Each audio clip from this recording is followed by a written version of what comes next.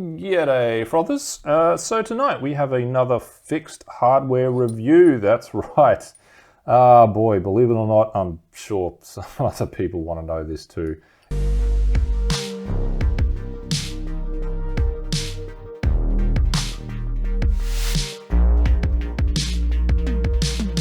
We got another beautiful piece of Raumer engineering here. So this is the wing hanger with the awesomely named R5000 carabiner attached there. I feel like that should be in some kind of 80s laser font. But anyway, really cool name, R5000. And yeah, basically it is just a big stainless fixed carabiner, really beefy looking thing. She is rated to 45 kilonewtons, so very nice. She's also complying with EN 12275, which is the carabiner standard, and that would just be the standard carabiner type, I suppose, which is type B. So yeah, that's very nice. Always good to see kind of different stuff still complying with standards. So it's it's been thought through, and it's not just some random crap they made up. So very cool. This one, it's got a really stiff wire gate on there. I can feel that already. Maybe it softens up with use, but that is going to be pretty challenging for your average punter to whack their rope in there. But yeah, I'll whack it up on the woody later on and give it a look. Other than that, nothing too remarkable about the markings. She's got a minor axis loading of 25, so that's as strong as a normal carabiner sideways. Very cool. It's got a captive bar on here, so this is not welded on like some of them. It's got that pin, the roughed up pin that you just sort of pound in. It's a little bit annoying because it came assembled like this. I would really prefer it if they gave you these with the pins out, so you can sort of do it yourself. And like the ring safety 13, the captive bar is only attached on the one side. So when this wears through eventually, comes time to replace it, you can just bend that out of the way. Of course, if you want to steal this carabiner, you can also just bend it out of the way. But it's still a really nice idea. And they're making this a replaceable part. They're thinking of it like that because obviously it is going to wear out eventually. So it's really nice that they're thinking of that kind of thing. What else? So I don't know, just got the standard wing hanger up here, same as many other little single ring anchors.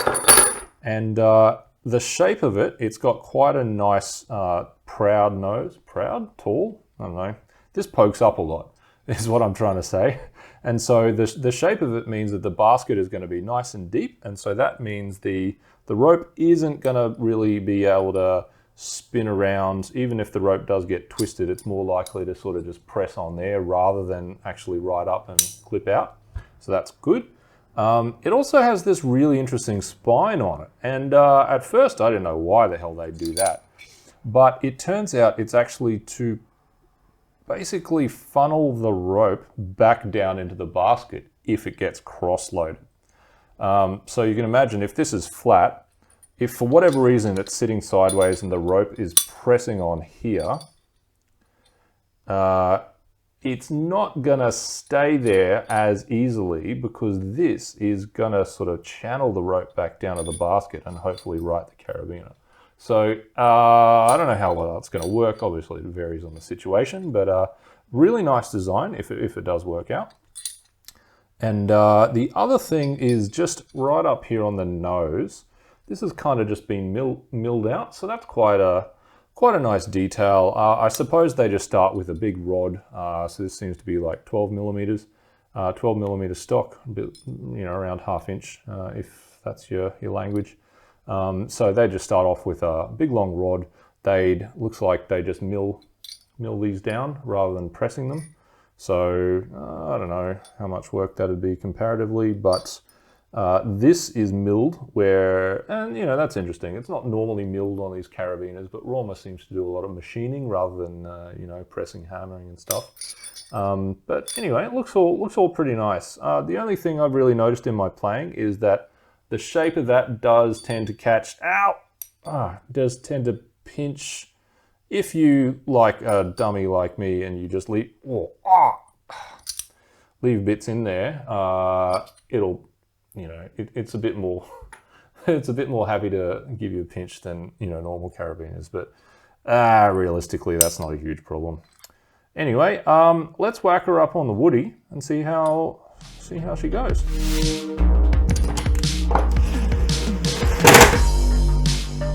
All right, so we got these up on the wall now. These are 20 centimeters apart, horizontally oriented. So if I get up here, I'll be hanging on pretty tight at the top of the climb. I just reach up with my rope and with a bit of effort, which I'm sure would come with practice, you can get it in. Yeah, as I said on the bench before, these take a lot of clipping. They're very stiff gate, but you know, they might soften up. You might just get used to it. If you're your local crag, you'd definitely be able to handle that. As usual, I would probably, if you're not used to it, you just, you know, clip quick draw on there as usual. And that is fine. So that's still 12 millimeters. That isn't too wide for the carabiner. It's nice and wide, but it's still fine because the carabiners are certified to run on a 12 millimeter pin. That's what their rated strength is for. So that's all good. And the shape of the basket is such that you can easily clip on there with something, you know, your quick draw or your PAS or whatever. You can have other stuff stacked in here and still very easily get that in. And then whichever component is going to be loaded, that's going to sit at the bottom, and then you can easily undo that. So yeah, really nice design. So Raumer usually suggests you rig your anchors such that one is the active component at the top that takes all the weight, and one is a passive backup. And that's how I usually like to do it as well. A few reasons there, but suffice to say, it's going to be what the rock makes you do sometimes anyway. So this is a very common way of rigging them. When that happens, easy enough to clippity clip, and what you end up with is basically this one takes all the wear, this one just sort of flops around here. But this is the kind of situation where you might get cross-loading. So that's where the shape of the spine here is going to be coming into play. So if this thing is cross-loaded for whatever reason, theoretically, that curved spine means it won't keep pressing on this part, and then is less likely to load the gate and then unclip. Instead, it's going to be sliding. If it's pressing on the rope there, it's going to be more prone to sliding into the actual gate where it can't really do too much, which is quite nice. I can't replicate it here. It'd be very rare situations, but it's obviously something they've thought about, and I really like that shape. So the other thing I noted on the bench was that the nose stands quite tall and far away from the basket, so it's really going to direct the rope down to where it should be. That's also going to really resist the unclipping like this, because if you twist it up, you know, if you can't see the anchor, that can be problematic, because if the rope's twisted around, you know, it can potentially sort of work its way up there and then unclip. So having that kind of shape seems to make it really a lot more resistant. Like if you're loading it, if it's down here, pulling down here, very, very unlikely that that's actually going to come up and, wow, it actually just reclipped itself again. Very unlikely that it's going to, no, that's cool. Unlikely that one strand is going to make its way up there and be able to escape. So if you do have these like vertically offset, that's potentially a bit more likely, just because this is, you know, pulling this sideways, but really I can't see how that's going to be a problem.